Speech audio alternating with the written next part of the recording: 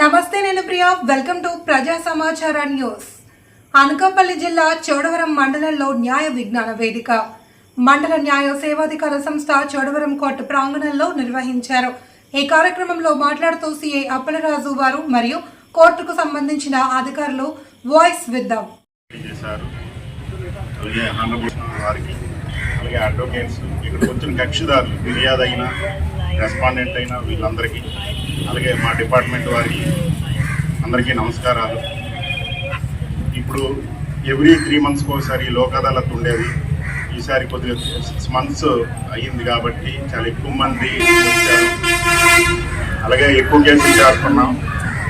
మనకి పీడిఎం గారు కూడా ట్రైనింగ్లో ఉండడం వల్ల మేడం గారే ఎక్కువ కేసులు అయినప్పటికీ బాగానే మాకు సహకరించి గత 1 week నుండి మేడం గారు ఈవినింగ్ లేట్ అయి ఉంటుంది కొద్ది మేము ఎన్ని కేసులు పెట్టినా చాలా ఓపికగా చేస్తున్నాం. దీని అంతటికి మీ సహకారం ఉండాలి.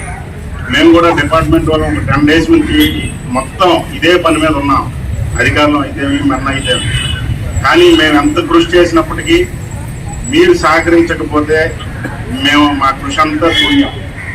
అందుకే ఏదో చిన్న ఈగో ఫీలింగ్స్తోనో లేదా ఎవరో చెప్పిన తప్పుడు సలహాతోనో మీరు అట్లా మీ పైన కేసులు పెట్టుకొని అన్నదమ్ముల మధ్య అవ్వచ్చు, బంధుత్వం మధ్య అవ్వచ్చు, ఇరుగు పొరుగు వాళ్ళ మధ్య అవ్వచ్చు, ఆ గొడవలు అలా ఉంచుకొని కక్షలు పెంచుకొని మీ పిల్లల జీవితాల మీద కేసులు పెట్టించుకొని మీ పిల్లల జీవితాలు పాడు చేసుకొని చాలామంది ఉన్నారు. వాళ్ళందరినీ పిలిచి కౌన్సిలింగ్ చేస్తుంటే చాలామంది ఈగోస్కున్నారు. ఈగోస్లోనే ఉండిపోయే కేసులన్నీ. కొంతమంది నిన్న 3 కేసులు మేము అలా వాళ్ళతో మాట్లాడి చాలా ఓపికగా మాట్లాడాం. మొన్న ఒక 2 brothers మధ్య ఉంటే అది కూడా క్లీన్ చేసాం. అలాగే సొంత అన్నదమ్ముల మధ్య చిన్న చిన్న ఈగో ఫీలింగ్స్, అలాగే ఆస్తులు గొడవలు ఉంటాయి, సివిల్ మ్యాటర్స్. అవి కూడా ఎక్కువ ఈ కోర్టుల్లో ఆస్తులేం కాదు. వాళ్ళకి తెలుసు ఎవరు తప్పు ఎవరు రైట్. కానీ మీరు కోర్టుకు వెళ్ళి అవన్నీ కోర్టులో జడ్జిమెంట్ వచ్చేసరికి చాలా టైం అవుతుంది, చాలా డబ్బులు ఖర్చులు అవుతాయి. అప్పుడు మీ జీవితం కూడా అయిపోవచ్చు కొన్ని సందర్భాల్లో. ఇది మంచి అవకాశం నేషనల్ లోక్ అదాలత్ ద్వారా మనకు కల్పించారు. కావున ఇక్కడ తీసుకునే తీర్పు ఇక సుప్రీంకోర్టులో కూడా చెల్లుబాటు కాదు, ఇక్కడ ఇదే ఫైనల్. అందుకే దీంట్లో సార్ ఇప్పుడు చెప్పారు కోర్టు ఫీజు కూడా రిఫండ్ ఇస్తారంట. అది చాలా మంది వరకు తెలియదు. అది కూడా ఫీజు మనం కడతాం ఫస్ట్ ఏమైనా సివిల్ దావా చేసినప్పుడు. ఆ డబ్బులు కూడా వెనక్కి ఇస్తారంట. వాటికి కూడా మన ఆనరబుల్ జడ్జి గారు సహకరిస్తారు. కావున ఇంత మంచి అవకాశాన్ని వినియోగించుకొని ఈ లోక్ అదాలత్ ఇక్కడికి వచ్చిన వాళ్ళందరూ మళ్ళీ ఇక్కడ కూడా కొంతమంది చెప్తారు అవి మాటలు వినకుండా ఇక్కడ దేనికి వచ్చారో ఆ పని పూర్తి చేసుకొని మా అందరికి సహకరించాలని కోరుతున్నాం. దీనికి మన అడ్వకేట్స్ కూడా సహకరించాలి. వాళ్ళు సహకరించకపోయినా ఇందులో కొన్ని లొసుగులతో ఆగిపోతున్నాయి. కొద్దిగా మీరు కూడా సహకరిస్తారని కోరుకుంటూ ఈ అవకాశం ఇచ్చిన పెద్దలందరికీ నమస్కారం తెలియజేస్తూ ముగిస్తుంది. ఆ మనస్పర్ధలని మధ్యవర్తిత్వంగా పరిష్కరించి ఈ మండల్ లీగల్ సర్వీస్ అథారిటీ సమస్యంగా పరిష్కరించుకొని ఆ పరిష్కరించుకున్నటువంటి విషయాలు ఆ అవార్డులో పొందుపరుస్తారు. అలా పొందుపరిచినప్పుడు ఇరువురికి కూడా ఎటువంటి ఉత్తరోత్తర సమస్యలు అనేవి ఉత్పన్నము కావు. ఎందుకంటే ఈ అవార్డే ఫైనల్. ఈ అవార్డు సుప్రీంకోర్టు వరకు కూడా అప్పీల్ అనేది ఉండదు. ఇంకా ఇందులో ఏంటంటే ఈ రాజీ పడినప్పుడు మనకి ఈ నేషనల్ లోక్ అదాలత్ స్టేట్ కానీ డిస్ట్రిక్ట్ కానీ మండలం కానీ వచ్చేటప్పుడు సివిల్ దావాలో మనం కట్టినటువంటి కోర్టు ఫీ ఏదైతే ఉంటుందో ఆ కోర్టు ఫీని మండల్ లీగల్ సర్వీస్ అథారిటీ వారు అలాగే జిల్లా లీగల్ సర్వీస్ వారు ఒక సర్టిఫికేట్ ఇష్యూ చేస్తారు. ఆ సర్టిఫికేట్ తీసుకొని జిల్లా కలెక్టర్ వారికి అప్లై చేసినట్టయితే ఆ కోర్టు ఫీ కూడా మీకు రిఫండబుల్ అవుతుంది అన్నమాట, తిరిగి ఇస్తారు. అది ఈ అవార్డులో మొట్టమొదట నా రిక్వెస్ట్ ఏంటంటే మనం అవార్డులు పాస్ చేస్తున్నాము, అవార్డులు ఇస్తున్నారు, కక్షిదారులు అవార్డు పట్టుకొని వెళ్ళిపోతున్నారు. కానీ ఈ కోర్టు ఫీ విషయంలో సర్టిఫికేట్స్ అని ఇష్యూ కావట్లేదు. నా దృష్టిలో ఇది నేను 2 సార్లు మండల లెవెల్ సర్వీస్ కమిటీ మెంబర్గా చేశాను. అప్పుడు కొన్ని సర్టిఫికేట్స్ ఇష్యూ చేశాము, కొట్టభాస్కర్ గారు వాళ్ళు ఉండేటప్పుడు అవన్నీ. కానీ ఇప్పటికీ ఏంటంటే గత ఈ 10 సంవత్సరాల నుంచి కూడా ఈ మండల్ లెవెల్ సర్వీస్ అథారిటీ వారు అంటే అడ్మినిస్ట్రేటివ్ స్టాఫ్ దీన్ని ఇనిషియల్గా తీసుకొని ఆ కోర్టు ఫీ అన్నది అవార్డుతో పాటు సర్టిఫికేట్ ఇస్తే ఆ సర్టిఫికేట్ని జిల్లా కలెక్టర్ వారికి పెట్టుకొని ఆ కట్టేటువంటి ఫీజుని మనం రిఫండబుల్ తీసుకోవడానికి ఆస్కారం అనేది ఎక్కువగా ఉన్నది. ఎందుకంటే అక్కడ కూడా ఇక్కడైతే ఎలా సర్టిఫికేట్ ఇష్యూ చేయట్లేదు, ఏదైతే ల్యాచెస్ వస్తున్నాయో కలెక్టర్ ఆఫీస్లో కూడా అదే ల్యాచెస్ వస్తున్నాయి. సో దీనికి ఒక మానిటరింగ్ ఆఫీసర్ని స్టేట్ లీగల్ సర్వీస్ అథారిటీ గారు ఆల్రెడీ అపాయింట్ చేశారు. కానీ ఈ సర్టిఫికేట్ చాలా ఇంపార్టెంట్, ఎందుకంటే కోర్టు ఫీ అనేది రిఫండబుల్ అనేది కక్షిదారులు వాళ్ళు తర్వాత ఏవో ఇబ్బందులతో వస్తారు, ఆ డబ్బును కూడా ఆ కోర్టు ఫీని కూడా ఇతరుల దగ్గర అప్పులు చేసుకొని వచ్చేటటువంటి విషయాలు అన్నమాట.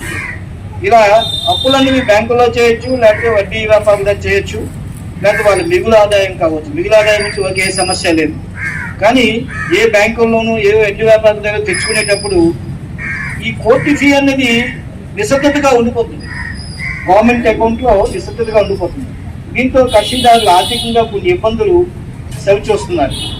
అంచేత ఒక కక్షిదారుల తరఫున అలాగే ఈ కోర్టులో ఉన్నటువంటి అంటే కోర్టు సముదాయానికి ప్రెసిడెంట్గా మా లాయర్ అసోసియేషన్ ఉన్నాను కాబట్టి ఇది నా తరఫున మన మండల లీగల్ సర్వీస్ అథారిటీ వారిని, జిల్లా లీగల్ సర్వీస్ అథారిటీ వారిని అన్ని కూడా ఇది రిక్వెస్ట్గా ఒక అప్పీల్గా భావించి నెక్స్ట్ టైం ఇప్పుడు పాస్ చేసినటువంటి సివిల్ కేసుల్లో సర్టిఫికేట్ ఇష్యూ చేయవలసిందిగా మీ తరఫున నా తరఫున కూడా నేను మండల లీగల్ సర్వీస్ అథారిటీ వారిని కోరుచున్నాను.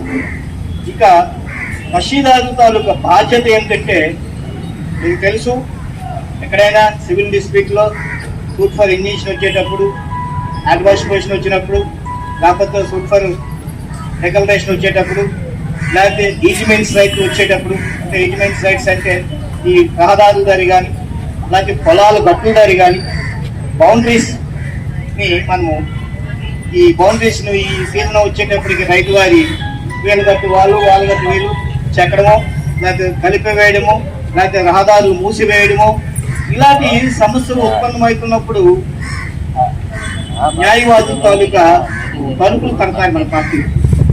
మీకేమీ మేము చూస్తాము, మీ బౌండరీకి ఎక్కడికి ఏమైనా డిస్టర్బ్ అవ్వదు, మీ మార్గాలు డిస్టర్బ్ అవ్వవు. కాబట్టి దీనికి కొంత ఉంటుంది, వాళ్ళ యొక్క అమూల్యమైన సమయాన్ని వృధా చేసుకోవడం ఉంటుంది. అంతేకాకుండా వాళ్ళు కోర్టు చుట్టూ తిరిగే ప్రక్రియ ఉండదు. తద్వారా వాళ్ళకు మానసిక ఆవేదన తగ్గుతుంది, ఆర్థిక ఇబ్బందులు తగ్గుతాయి. తద్వారా వాళ్ళ కుటుంబాలు అభివృద్ధి చెందడానికి కూడా దోహదపడతాయి. ఖచ్చితంగా ఇద్దరు కూడా ఇరు వర్గాలు కూడా కొద్దిగా మనం పెద్ద మనసు చేసుకొని చిన్న చిన్న సమస్యలు ఉంటే లోకాదంతో పరిష్కారం చేసుకుని తద్వారా అవార్డు పొందవలసింది కూడా మీ అందరూ కూడా మరొకసారి తెలియజేస్తుంది. ఎందుకంటే చట్టం యొక్క ఫలితాలు ఖచ్చితంగా 2 చేతులు అందుకోవాల్సిన ఆవశ్యకత చాలా ఉన్నది మనకి.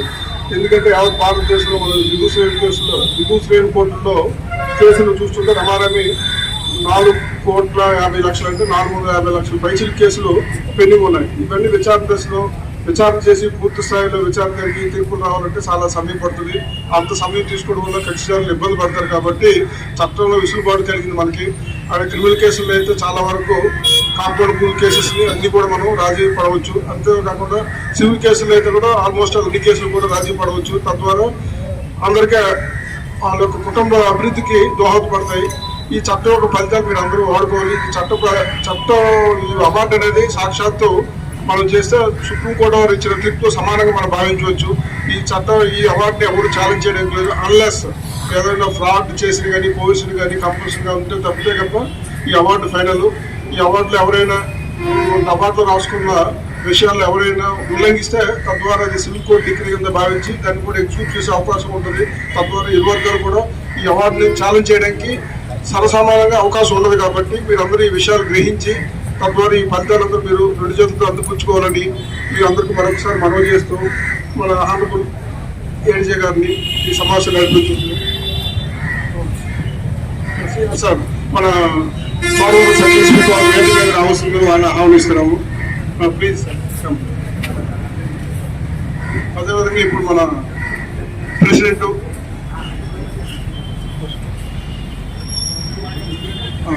సార్ ఇప్పుడు వేదిక మీద ఉన్న మన ప్రెసిడెంట్ బార్ అసోసియేషన్ చోడవరం వారిని ఈ సమావేశం సందర్భంగా వారి యొక్క 2 ముక్కలు మాట్లాడాల్సింది వారిని విజ్ఞప్తి చేస్తుంది. సభకు నమస్కారాలు.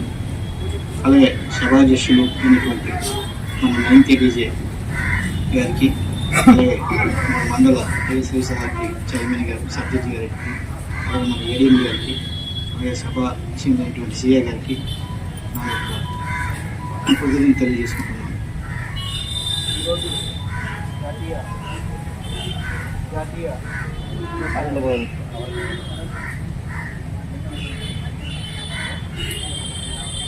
ఇప్పుడే చెప్పాను 2వ పార్టీలో